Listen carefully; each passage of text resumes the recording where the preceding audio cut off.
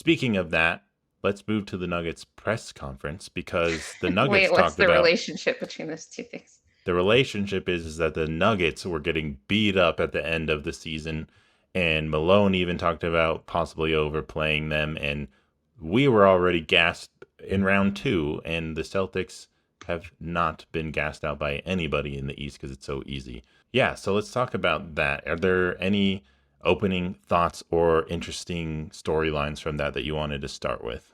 Yes, absolutely. So, yeah, like you said, the Nuggets did their sort of exit interviews with the front office guys and Josh and Calvin, and also with Michael Malone, Coach Michael Malone. And I thought that someone over at DNVR pointed out the fact that they did this with the three of them together was a choice in itself. Because I know a lot of other teams where they have the exit interview and it's just the coach or it's just the GM, and they do those press conferences separately.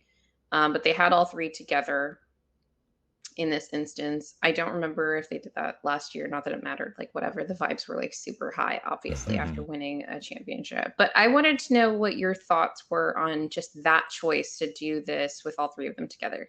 I also saw that same comment on DNVR where they said they thought it was a choice to show their alignment, and then Adam said, "We're not," and he was pointing to his co-hosts. He was like, "We're not even aligned on the Nuggets, so how are they gonna all be aligned?" I'm not too worried about this different philosophies that Malone has versus Calvin Booth because some of them are just baked into those roles, which Malone I thought eloquently pointed out and contrasted. Yeah. But it doesn't mean that it's not a problem either. And I couldn't help but think how, not fractured, but I just felt a lot of differences of opinion among all of the Nuggets fans that I had been interacting with, where, Oh, I mean, it's fans, of course. yeah, but it's just, it's kind of interesting the perception of the Nuggets where before we lost, obviously, I think every fan had their own worries for this team. It wasn't like everyone was feeling super confident, but as soon as we lost, you get a lot of different opinions about what should be done, whether it's trading MPJ or whatever, even trading Jamal. The Trade less, Jokic, you trade know, everyone, there can be extreme reactions, and fire everyone. I just thought it was interesting the perception of this press conference, Hmm. where on the one hand you're saying maybe we should have played the younger guys more so that the starters weren't so burnt out. How some people think that that might conflict with the philosophy of maximizing this championship team. Because it's like if you're trying to maximize the championship team, why would you emphasize playing any young players? But it's like this is the strategy that Calvin Booth picked, which is to have a very expensive starting five and then get the bench as rookie contract contributors. And we haven't seen this work out for many title teams yet, but this is almost required because we have very limited options in how we can fill out the bench. So I get that one, the bench players need more reps to be good to contribute so that the starters can rest and not lose as many games. But I think what Malone may have learned is we might have to lose more games in the regular season to develop them more and rest the starters so that they're ready for the playoffs. You know, it's hard to fully express all your thoughts in a tweet, but I just thought 240 characters. I just thought the Nuggets knew more of what it was going to take, and they've never done a back-to-back run. Yeah. You know, they've gone to the Western Conference Finals before, and now they've gone to the finals. I mean, they So did that in such a weird year, though. And we that's saw what true. happened with them the year after. Like, Hmm. Jamal didn't exactly come back into the regular season in shape. And obviously, that season ended pretty Poorly. tragically for him. Not that it was necessarily related, but he did get Yeah. injured at the end of that season. So it's definitely not the same. So I think I was thinking more of like the Nuggets are going to be capable of knowing their limits and then smartly making decisions around that. And it seems like pretty much everybody almost questioned what they could have done differently. But that's okay. I mean, we haven't had a title defense before, so I'm kind of understanding of it. And then just to wrap this all up, because I'm kind of rambling, is I just think it all comes down to what, like Calvin Booth said, where he's like, we may not win this year because we're going to be playing these young guys, but I fully expect to win next year. And I know it's really hard to be patient and to be, obviously no one's happy losing this year, but I'm more comfortable after like digesting this season and this loss, Mm. still sticking to this plan. If we lose next season and like the starters are playing like shit in the playoffs again, then I'll be like, maybe something needs to change. But I'm all for playing the young dudes, getting a backup center on the bench, keeping the starting five. That's what I'd advocate for. Oh, wow. Okay. Well, I had a lot of takeaways, but I wanted to just piggyback off of the last thing you said with respect to the players and the coaching staff kind of all knowing like the limits and like making smart decisions based off of that. I do not trust athletes to Yeah. so it's like on one hand, like like you have to trust athletes to know their bodies, but I'm like, these are also the most competitive people in the whole world. One, I don't trust Jamal for like on either end, like because I think that he sometimes pushes himself beyond where he should, and Hmm. also because he wants to play. Like we know he did that back to back between Utah and Game 80 against the Wolves for like no reason when he had just come back from like missing 2 weeks for his I forget if it was the ankle or the shin splints or which thing it was that time. And I was like, I don't even care how this goes. This just feels like a bad idea. We know he was like begging the coaching staff to let him play in that game. And it's like one of those things where like it's partially political. It's not just all based on what's the best, medical decision there. Where it's like if the players want to play, like you're going to let them play. That's why I never held that philosophy of like, oh, they're all just going to make like the smartest decisions. The fact that Hmm. Jokic was playing all the way down the stretch of the season, and really all the starters, but especially Jokic, because we know that he like feels he expressed this that he felt bad that he didn't get to he wasn't able to play as much down the stretch last season and he felt bad. And I'm like, but that gave you so much energy going to the playoffs. So I automatically was like, I do not trust you to like make the ideal decisions with respect to like rest or whatever for you so that you're the most refreshed going into the playoffs. So I just kind of knew that I don't trust these people. So I Yeah. was not at all surprised that they have to now reflect on the whole season and particularly the end of the season and figuring out what the right balance is to strike. And it's not just about, Malone like overplaying the starters, whatever. Cause like I said, a lot of it comes down to the players and what they want to do. And I think that they were like trying to push for the 1 seed.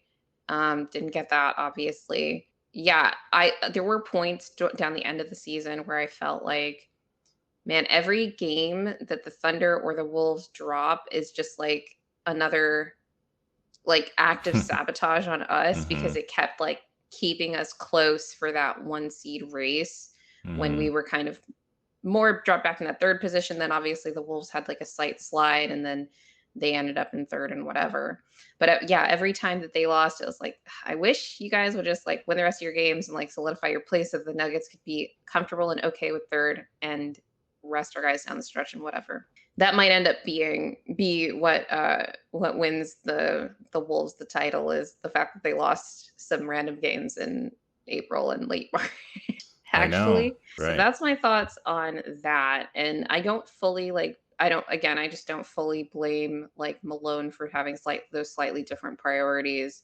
I think the problem is we need a backup center. Like that's just like as much as we need more ball handling, like regular season, we need a backup center so that Jokic doesn't have to play 38, 39, 40 minutes in any March games. Like there's just no reason for it.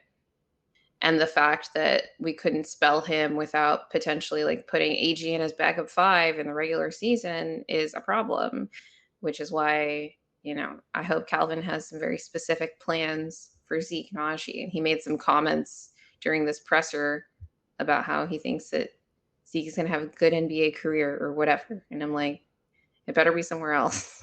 Yeah, it was a good um, quote. but on the rest of the presser, there were I'm not I wasn't sure if you wanted to touch on some of the other like specific things that they talked about. They were definitely asked about KCP's extension. A lot of people talked about it as like, oh, they haven't closed the door on extending KCP. I'm like, that's like the default move. That's how I've been looking at it going into this offseason, regardless of anything that happened in the playoffs. And I don't care if we lost in round two. I don't care if KCP is not a good matchup for Ant. KCP has been, in my mind, even though he didn't get it, he's been all defense level guard defender this season. We need to extend him. He's so important for what the Nuggets like to do with their pick and roll coverages, etc. And Yeah. you have to be able to guard that in the modern NBA. And so that's like a default. I think losing KCP would be really, really bad and be a significant downgrade on both ends of the floor, even if, as sort of not suggested, because I think people might be freaking out a little bit by the comments about like, oh, Christian Brown might be ready to be a starter soon. Comments. I think that was more like medium term projection Hmm. from Calvin um and Malone. Even Malone acknowledged like he's got to get better on offense. And I don't think Calvin was saying that he was ready to be a starter right now on this team. I think he was saying that like he's going to be he's demonstrated that he's going to be a starting caliber NBA player. And I think that's right. Like I think we've seen enough to think that eventually Christian Brown is going to be a starting caliber NBA player, whether it's on this team or whatever in the future. But I don't think that they're planning on, at least ideally, starting him because they don't want to re-sign KCP. I think they want to, and I think they should, and hopefully they do. Yes. I think they were just giving Christian Brown credit Yeah. for what he did, He and was great. I don't He take it was as a great. sign of that they're not going to sign KCP. But so much of these little press conferences with GMs and owners and presidents and coaches, it's a lot of reading of the tea leaves because they're not going to come out and say Yeah. like Zeke Najee's bad and we got to drop him or whatever. Like they're not going to be so blunt. So a lot of it was vague, but some interesting takeaways that you can read into their comments. But I agree, we definitely need to keep KCP. Think we definitely need to keep MPJ. Don't overreact to this series because MPJ had really good moments this season, one of his best seasons because he played so much. And KCP was also very, very good this season. So, and I've seen that story before where a championship team doesn't retain KCP and then they've come to regret it many Yeah. a time. Yeah. So, Shout out to Rob Pelinka for giving up KCP, but let's not make the same mistake. yeah, don't let KCP go to a team that could beat Keep you 11 championship times in a row. players. We got to keep KCP. I don't know if that means we're going to be in the second apron and all that. Not if we keep Whatever, Zeke. but we just got to keep him and keep the starting five. So I think that was the most promising thing I heard from them in the press conference was that they feel it still puts us close to a championship. Like you got to be stubborn with keeping these the core that got you the championship, I think, and Yeah. not try and shuffle it around because the minute you start trying to shuffle it around, we've seen it with other teams. It doesn't go so well. It's hard to have turnover and keep repeating championships in dynasties. So obviously we're gonna have to replace some pieces down the road, but for right now, just try and get some better backups. Try to manage your rotations better next season. So I was encouraged by the press conference. I thought they had answers and vision that I would want them to have.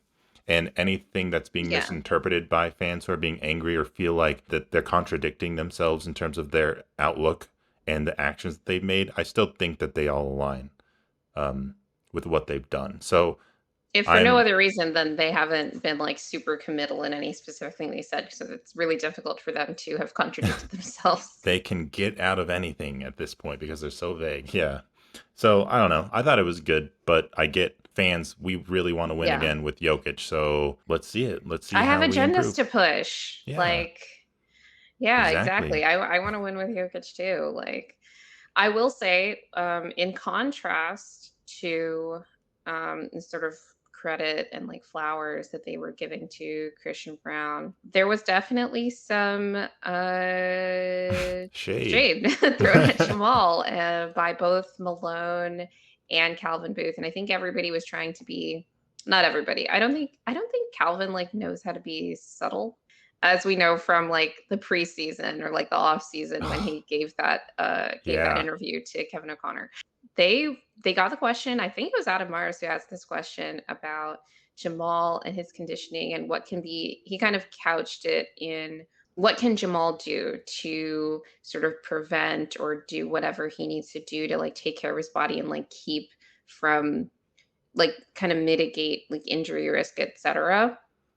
And I believe Malone answered first, and he was kind of talking about like getting into the gym more, routine, discipline, and like all that stuff. And then he like quickly was like, it's not Jamal, it's everybody. It's not just Jamal, it's everybody. And I'm just like, yeah, but it's Jamal. Like we all know, we obviously know who you're talking about because that's who the question was about.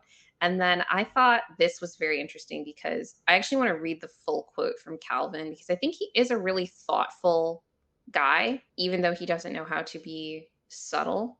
Mhm. So I'm just going to read his full remarks. It's about a paragraph. So he was asked about Jamal, and he said he had a remarkable season in 22 to 23. It was his first year back from the ACL. He managed to get himself back to full health and playing at an extremely high level in the playoffs, high enough to where we were able to finish it off and win it. This year was a little bit more up and down. He missed a lot of games with some soft tissue injuries and injuries of other sorts. I think to coach's point, we all have to study and look at what we could do better. Maybe look at past history. But maybe for Jamal as an individual, I haven't been a player like Jamal's been. He's a high level, one of the better players in the NBA. Do you look at what other great players have done, other great guards have done after they won a championship, and try to prepare in that manner? I think you have to do some investigating on what that looks like to make it through a season after playing all the way into June. If Jamal is in shape and in condition, he's a totally different beast, and we know that. You know that more than even better than I do because you watched the bubble run. And I just saw him last year, like first year off of like the rehab from the ACL. He obviously wore down a little bit at the end of the playoffs. Anthony Edwards is maybe the best on ball defender in the NBA. He was going to have to be in condition to get off the ball and move around a lot more, run him around. And we talked about Kyrie doing that in game one of the Mavs series. I don't know if playing since last June, coming off the ACL, some of the soft tissue injuries had, if he was in condition to do that in this series. So that's something for him to investigate going forward. And I thought that that was a very thoughtful answer, but it's very clear. It's like, hey, Jamal, we're showing you this challenge. And I believe on DNVR, they also pointed out something very interesting, which is that Jamal's up for a contract extension this summer because he didn't sign an extension last summer. It made sense for him to wait because not just because of waiting for all NBA, but I believe if he waited an extra year, he was eligible for a longer extension this summer than last than he would have been last year.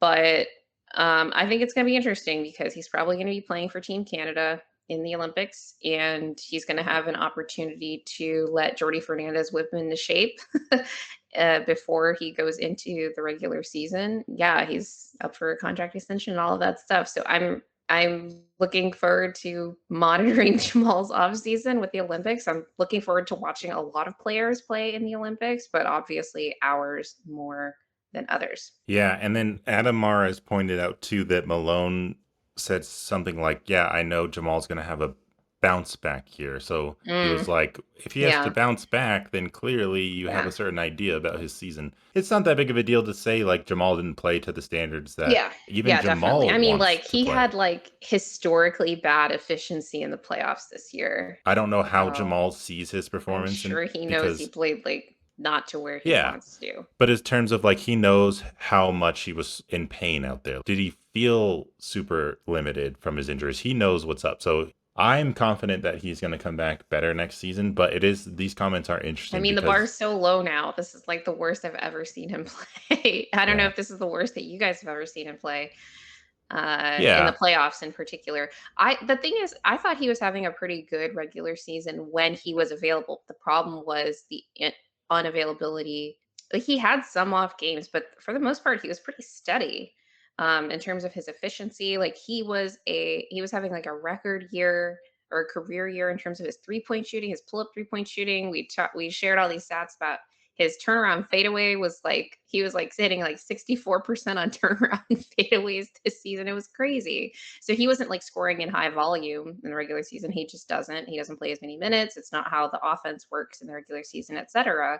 for this team. But he was also like playmaking a lot better. And a lot of that just never translated to the playoffs. And a large part of it was because he had like that big interruption at the end of the season, never really found his rhythm. And then he got injured again with the calf strain in round one. And so I almost wonder, like, man, are we going to just see like a massive leap from him possibly if he's just able to like get fully healthy and like get in full like fully conditioned Jamal going into a regular season? Like, what does that actually look like? I'm actually excited for it now.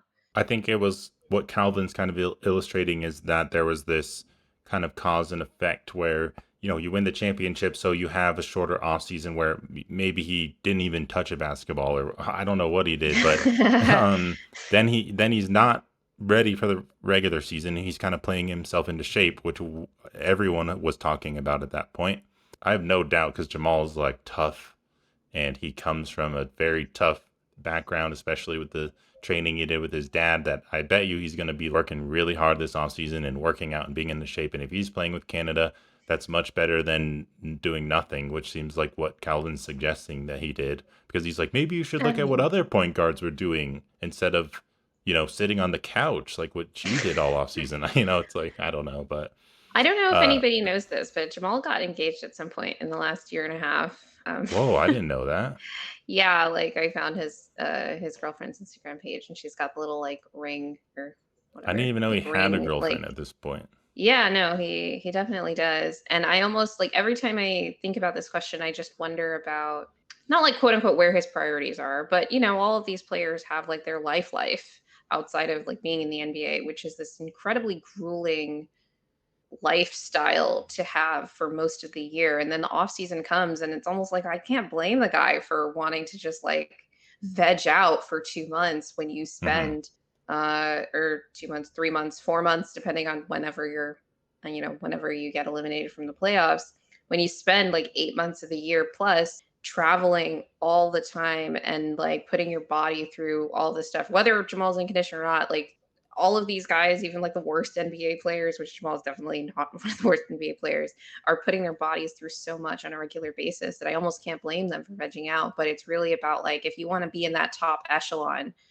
of the NBA, like there's a lot more dedication that goes into that. And maybe he's willing and able to do the things that it takes in the off season to, get to that and solidify himself in that top echelon. And maybe he's not. And that just kind of changes the conversations around the rest of like how we build the team. It doesn't mean that like he's not like good enough to be a nugget or whatever. Obviously not. Like he helps us win a title. But it does like change the conversation around Jamal. And this is what kind of always the thing with him, right? Like he has such high highs that you're like, man, I wish you were like this all the time because like you're literally one of the greatest players or one of the best players in the league. But to be great, it's about consistency. Right. And I Hmm. think Malone does a really good job of acknowledging that whenever he talks about Jokic.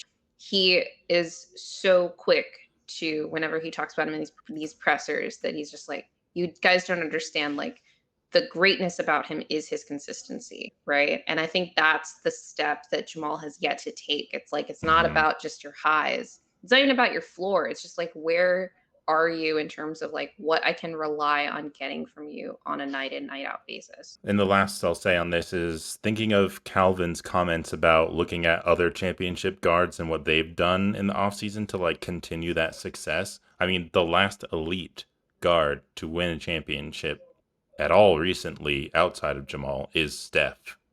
Steph is a Um, conditioning freak. yes. Did Calvin have Steph in mind like when he was talking about Maybe. this? Because Because and he's then talking I about like getting off the ball and like moving around and like all of that stuff too. So I mean, it wouldn't surprise me if that's who he was thinking of because that's Mhm. like Steph is the prototype. What is the perfect form? Plato's like perfect form of that like off ball guard that is like ridiculously conditioned and like Yeah. runs you around for whatever. And Jamal did a lot of that in the playoffs last year in Mhm. like every series, like going through the film to make my matchup notes about all the potential Nuggets matchups for Jamal. That's something that really stood out about the playoffs last year when I was looking at the Wolves series, the Sun series. Not as much against the Heat because he was on ball a lot more in that series, just as a result of what the Heat were doing. Lakers, too, like it was just a lot of, he wasn't Steph, right? The Nuggets play a lot slower, like whatever, but he was still running around a lot per Mhm. game, setting screens, getting himself open, getting others open. And we just didn't see that a lot in the playoffs this year. And it was really something that I was sort of counting on as part of his arsenal to attack certain matchups and um, make other players work too. I mean, there is the style of play, and obviously, I'm not saying Jamal's gonna be a Steph Curry in the league, but he can be. Jamal's gonna be Jamal, which is great. But I think of it in terms of like career trajectory too, where Steph had a bunch of ankle issues that he was struggling through, and it was It's just also like, part of man, the reason that they were able to get Kevin Durant because like Steph, yeah, because of that contract. yeah. So I wonder if this is going to be a similar narrative where Jamal's having these injuries where he's missed multiple postseasons and then kind of had this bad postseason because of this calf injury. And then I don't know what Steph does to stay healthy, but he hasn't really missed a ton of postseasons. He's been pretty healthy for most of the Warriors dynasty. So, and hopefully we can say like Jamal had these early injuries, but then he really worked hard and was able to be healthy and be available. And then the Nuggets had a great dynasty. Like we can only hope. So, and I have every confidence that he can do that. And I'd be surprised if he didn't. So, It's, it's all about we're going through the stages of grief, and we've kind of come to like the acceptance stage. Now we're trying to sort of move mhm. forward. Yeah, the last note on the Steph stuff is just like Steph is a crazy conditioning monster. Like we give LeBron all of these props for being able to do what he does at 39 years old, almost 40.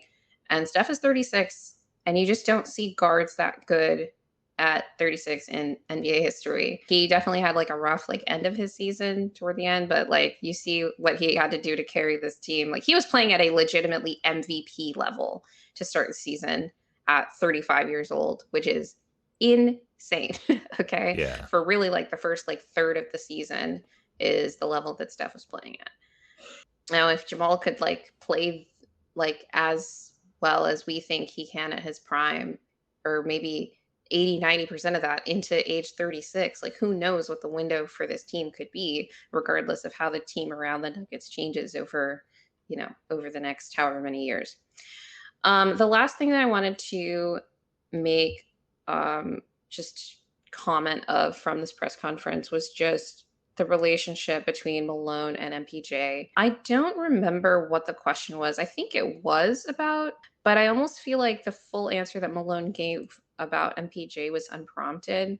He sort of went to bat for him, saying that, you know, Michael had come to the team after game 7 and taken responsibility for losing the game and like feeling bad for himself. And Malone kind of goes on this whole thing about like it wasn't like he didn't just like the whole team had a bad shooting series. Like we all need to be better, all of this stuff. And then Calvin Booth kind of goes on his spiel as well about like how far MPJ has come and what more things that need to be done for him to just keep like getting better and contributing to the team. But I thought that Malone's comments in particular were um, really endearing because it very much felt like a protective, like father or something talking about his son, and it definitely just made me think about how far that relationship has come. And it's very clear that like Malone cares about his players, but he in particular cares about MPJ and like wants to protect him. And I don't even think that it's in a way that was unfair. Obviously we have our criticisms of MPJ's play in this last series against the Wolves, but he really won us the Lakers series when you think about it. Like, yeah, Jamal had the game winners, but we're not in those games if not for MPJ. He did really struggle against the Wolves, but Malone sort of went out of his way to not shield him from criticism necessarily, but sort of highlight all of the ways that he's improved and how he's contributed to the team and will continue to contribute to the team. So I almost had a problem with one of the tweets that you put out where you're summarizing everything from the press conference, and the first bullet point was like probably not trading MPJ, and I'm like, they're not trading MPJ.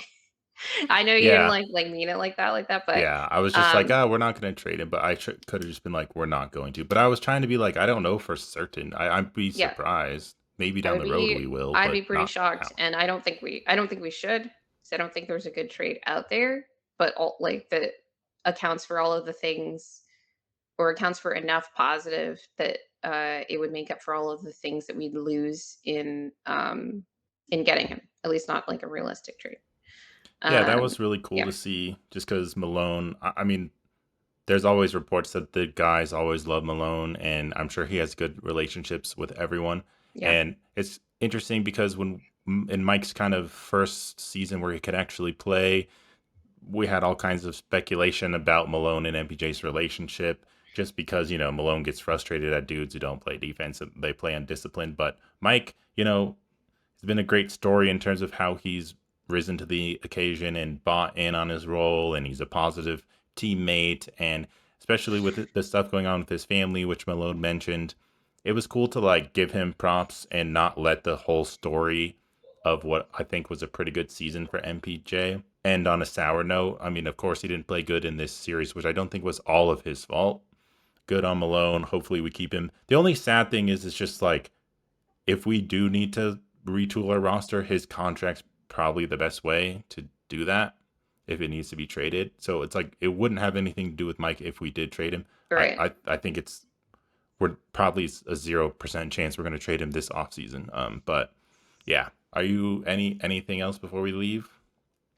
No, that was all. I thought that, we've got one interesting series in the conference finals. We've got another one that is significantly less interesting. And then we had some interesting sort of intro to the Nuggets off-season stuff to talk about.